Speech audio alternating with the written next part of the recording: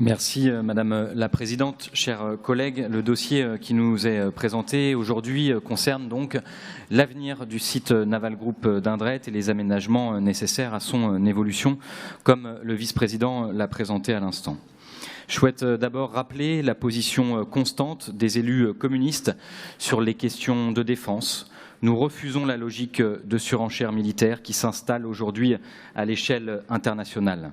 Nous contestons la fuite en avant dans les dépenses d'armement, alimentées par les tensions géopolitiques et parfois instrumentalisées pour justifier des choix budgétaires qui se font au détriment des besoins sociaux, écologiques et démocratiques du pays.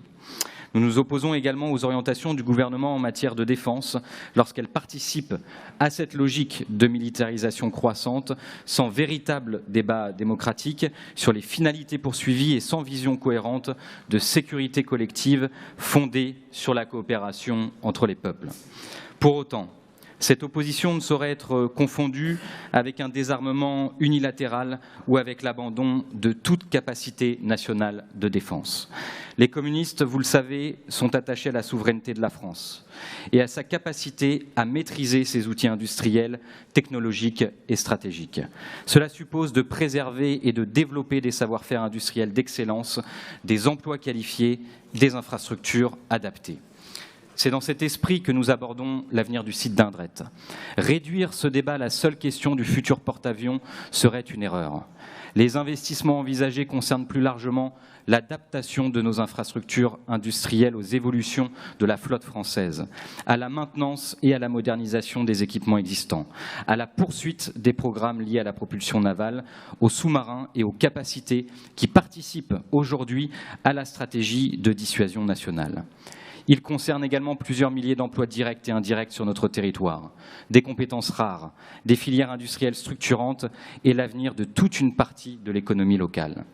Notre responsabilité est donc d'aborder ce dossier avec lucidité et sans caricature aucune. Oui, nous combattons la logique de course aux armements. Oui, nous contestons les orientations gouvernementales qui privilégient trop souvent la puissance militaire au détriment du renforcement de la voix singulière de la France dans le concert des nations.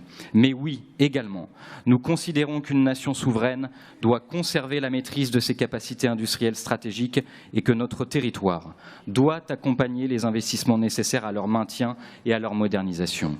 C'est pourquoi nous soutenons la poursuite de cette démarche de concertation et les adaptations d'infrastructures qu'elle implique, tout en réaffirmant avec force notre exigence d'un débat national sur les choix de défense de notre pays et sur la place que nous voulons donner à la paix, à la coopération internationale et à la sécurité collective dans le monde d'aujourd'hui et de demain. Je vous remercie de votre attention.